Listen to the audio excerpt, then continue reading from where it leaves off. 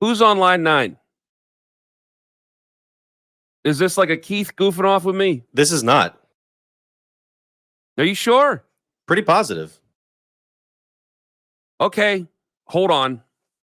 We go to the North Homestead Chrysler Jeep Dodge Ram hotline. Hold on, let me look at my phone.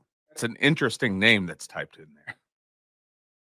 Oh, that's really him. Okay, let's go to the North Homestead Chrysler Jeep Dodge Ram hotline, and we welcome in the head coach of your Cleveland Browns, Kevin Stefanski, now the defending two-time coach of the year. I didn't know this was you. I thought this was my boss messing with me, coach.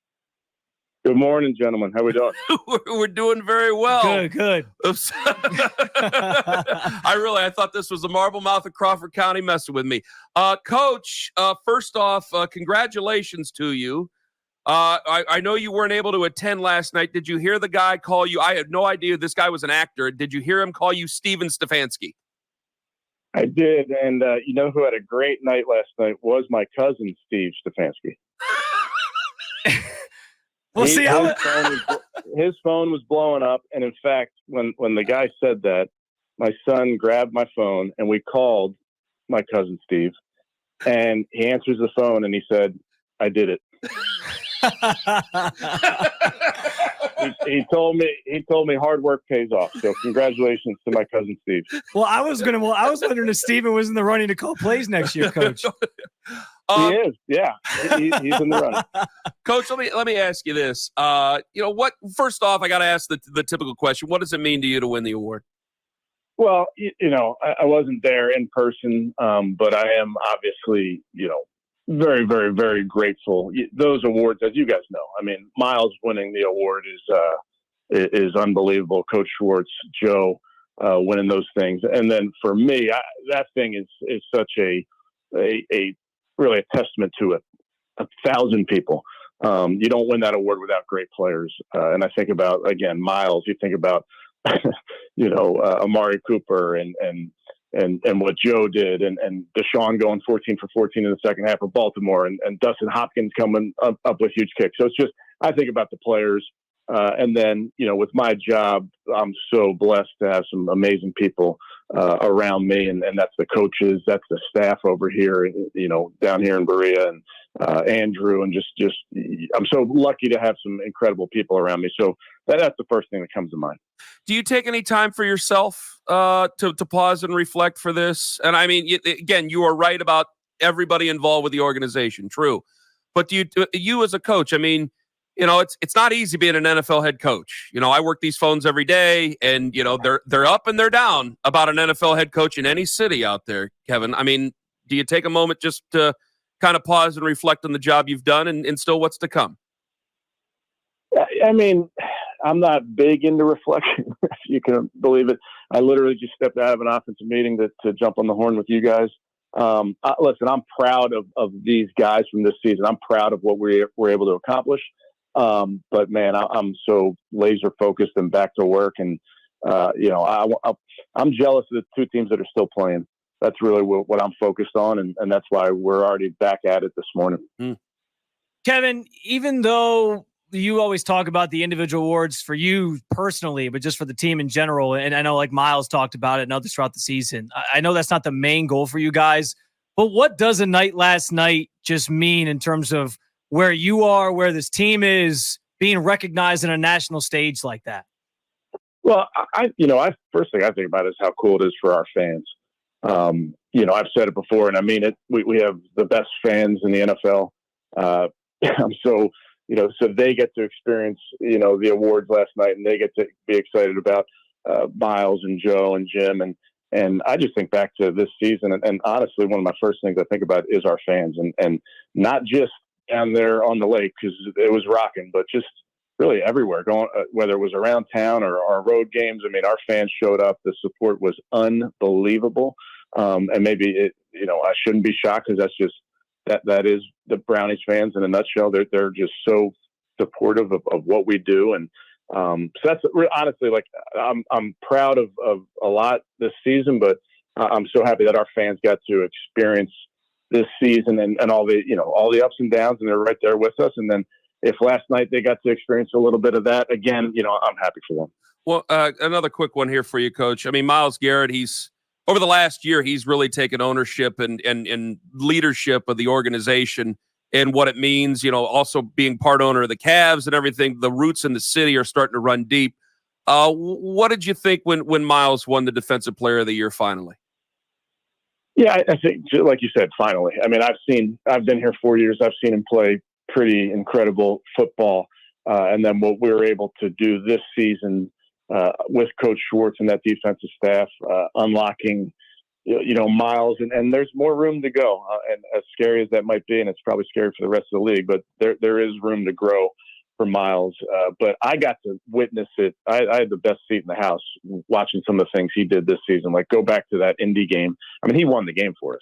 He literally won an NFL football game, seemingly by himself with some of the things he did in that game. So just to witness that. And then, you mentioned it, Miles is a captain of this football team, and I've seen him grow. And I hope, he grew over these 4 years and will continue to grow and become that leader, or establish who he is as that leader. But I think all of our guys, I push them to be the best versions of themselves, and we're all works in progress. But to see Miles, become that leader of this football team has been pretty special. It felt like your emotions changed throughout the season, and it's easier to do it because, you're winning a ton of football games. But, the tenor, the sound, you use some more colorful language in the post-game meetings and speeches. What is it like to handle the last season where things could get so emotional? You lose Deshaun for the year in November, and then things start to take off, and to bring these guys together and really rely on one another. Yeah, it's an emotional game. Maybe I got caught a few more times on camera showing that, the language, as you put it. After those wins, I'd have my sons in the locker room, and right after I was done, I'm like, hey, dude, guys, we do not use that language at home. You understand that? And I was like, do not tell your mother. But yeah, I think it's an emotional game this season. Our fans, you guys went through it. I went through it right there with you. It was there were some obviously high moments, and then there were some tough moments. There was losing guys, the way we lost and who we lost. That was tough. I'm not going to lie and tell you that was easy. That was hard. Seeing, how it happened with Nick, there right in front of everybody. I think back to Jack Conklin in the first week. Obviously, Deshaun wins the game for us down there in Baltimore, and then the next day I'm being told that he's out for the year. It was crazy. If it was scripted, somebody's got a hell of an imagination. But I was just so proud of how the guys kept responding. I think about truly losing Deshaun there, and then come back the next week and win at home with Dorian Thompson-Robinson. And so proud of Dorian in that moment, and our football team. That was a great team win. And coming off the heels of losing Deshaun, which was a tough moment for all of us. But those are the things that I think about, some of those things where you just have that attitude that we're just going to bounce back regardless. Is there Coach Kevin Stefanski joining us here, the Coach of the Year, now two-time Coach of the Year on the North Homestead Chrysler Jeep Dodge Ram hotline? Do you feel like there's a positive and a new energy with some of the people you just hired? I haven't got to hear you on Andy Dickerson yet. If you have spoke on him, fine. But are you feeling like kind of a new gusto for 2024? No disrespect to the guys who have moved on, but for 2024 and the new faces here, how can that help? Yeah, that's part of the NFL. As you know, there is change, and sometimes change is hard and can be uncomfortable for some people. But, that's the nature of this business, is trying to get better. And you mentioned have a bunch of new faces, particularly on the offensive side of the ball, and excited about bringing Andy in here to add to what we're doing. So, yeah, honestly, that's where we are as an offensive staff. Coach Dorsey's got these guys meeting, and we're looking at everything. And there is a element that is, it's challenging. It's also, it can be invigorating. It can be, you look at everything you're doing and let's pull it back apart and see if there's a better way of doing things. Those are the type of meetings we're having right now. And I think Ken's doing a great job, very early on as we put this thing back together. And then Coach Dickerson will be a huge part of that as well. Can you elaborate some more on Andy Dickerson? Because I think Bill is obviously a legend, both inside the walls of that building and across the NFL, but also I think outside. Like, he's one of the rare offensive line coaches that even fans across the NFL know of. but I don't know if that's the case for Andy quite as much. Just what does he bring to the table? What did you like about his recent stops in LA and with Seattle? Yeah, like you said, I mean, Coach Callahan has been doing this a very long time. He's I don't know if he's to me, he's the best there is in the business. So as we hire Andy, it's not like you say, hey, Andy, step into these shoes and fill Bill Callahan. This is something that this is an exciting part for Andy and our entire staff to put this thing back together. But Andy's he's a grinder. He's been in this building before. It's not a prerequisite that you've worked for the Browns in terms of getting a job, but it does help. It doesn't hurt, I should say. This is a unique Northeast Ohio and the Browns. What it means to this place is unique. So when you have somebody like Ken Dorsey who played here, Jim Schwartz who was here before, Andy who was here before, I don't think that hurts when you bring guys in like that who understand what this team means to this community. So Andy's been in a bunch of different places, out in LA, out in Seattle, has worked in schemes that are similar, not the same, but similar to what we do. But if you look at his career, he's worked his butt off to get to where he is. And I say that he worked at the Jets. He was under Coach Callahan there at the Jets. So he's got a really nice background. We were able to bring him in here a few weeks back, and we were looking for an offensive coordinator and talk to him and just get to know the person. And, I think our fans will love what Andy brings. He brings a great energy, really smart person in this building to be as we put this thing together. But he's a great on relationships. So looking forward to getting Andy out here. Andy, one of a number of the coaching changes that you guys obviously made this year, just philosophically, what are you trying to do maybe differently on that side of the ball that sort of sparked this? And why is somebody like Ken Dorsey, who we obviously met earlier in the week on Monday for the first time, what does he bring to the table? Yeah, I think, again, it goes back to just trying to get better and just get better any which way, percentage better. You got to look at everything, and that's part of this decision was just trying to get better on our offensive side of the ball. And I think Ken, is a partner in that for me. We were kind of raised in this profession. Similarly, we've kind of come up together. I've had a relationship over the years and been able to watch what he's done both in Carolina and then in Buffalo. And I think it's good to have somebody that sees things a little bit differently sometimes than me and then us, so that you can really push each other and look at different things that he's done. But his background, I'd say, is versatile. And having going back to that Carolina days, what they did with Cam, going to Buffalo, what they did with Josh, it's very versatile in their thought process and what they did from a pass game, from a run game standpoint. So that's the fun part, again, to getting on the board and seeing how that fits us is really, those are all the meetings that we're doing right now. Coach, one moment. Did you just call him Andy by accident? Yeah, I think you called him. I thought you were talking. He called you Andy, didn't he? I didn't call him Andy. I started the question by saying Andy was one of. Oh, okay. Do you have a cousin named Andy too? You knew what I meant. You knew what I meant. I'll answer to anything. And there's a great line from The Simpsons. I think it was Mo Sizlak. He said, "I'll answer to anything, even hey you in the bushes." Head coach, That's awesome. Head coach Kevin Stefanski. Just a couple more. I'll let you go. I know you got free agency coming up here. Your culture, the culture was unbelievable. I said I've been around the team for a dozen years, Coach, and it was the best culture I've seen in a locker room.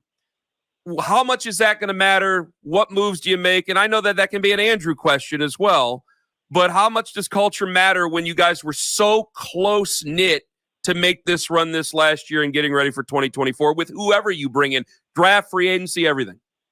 Yeah, I mean, obviously culture is important. And to me, and I've said this before, culture is people, very simply. And people, to your point, you change year to year. So as we bring in people, and unfortunately you lose people year to year, your culture does change, and it changes in some ways organically. So that's something that Andrew keeps a great pulse on in terms of the people that we bring into this building and bring into that locker room. But it's a year-to-year proposition when you're talking about winning and losing in the NFL, and also building your culture. So that's something that we have to work at every single year. You work at it in the off season, in the spring, you work at it in training camp as you bring people together. And there's certain things that we do and that we believe in when it comes to building your culture. But bottom line, it's people. Final one. How do you adjust your messaging from year to year and getting ready for next year to keep it fresh? Yeah, it's one of the biggest parts of my job and what I do. I'm in front of the team so much. On a normal week, I'm in front of them on Monday and Wednesday and Friday and Saturday before the game and Sunday before the game. It's something that I talk to, Tito a lot when he visited with him in the spring. And Tito, it's not like they have team meetings in Major League Baseball. Rarely you kind of have a team meeting in spring training and then that's it. So it's something that I'm in front of the team quite a bit and something I think about a lot. And it's something that you have to keep fresh, like you guys mentioned. So it's something definitely in this off season that I will look at and think about because you don't want to be stale in front of your football team. You constantly want to be giving them messaging that ultimately you're shaping the environment and talking about who we are at the Cleveland Browns. And you don't really worry about what everybody else is saying about you. You don't worry about what other teams are thinking about their messaging, but what's important to us. What are the tenets of our program that are important? Those are the things that we think about in terms of messaging. Well, Coach, thank you very much for the time. Congratulations again. Hope you do have some time to kind of reflect on it. You've done a hell of a job this year, and we're looking forward to 2024. Congrats, Coach. I appreciate it, guys. You guys have a great weekend. You too. Thank you very much. Head coach of the Cleveland Browns, Kevin Stefanski, the coach of the year, joining us on the North Homestead Chrysler Jeep Dodge Ram hotline. Outstanding from him. I know that you called him Andy. That was interesting. Didn't call him Andy. A lot of people texted me and thought you called him Andy. Roll the tape. The question was, Andy was one of a number of footage. You're speaking to the master over there, and I think by the end of the show, you will have called him Andy. No.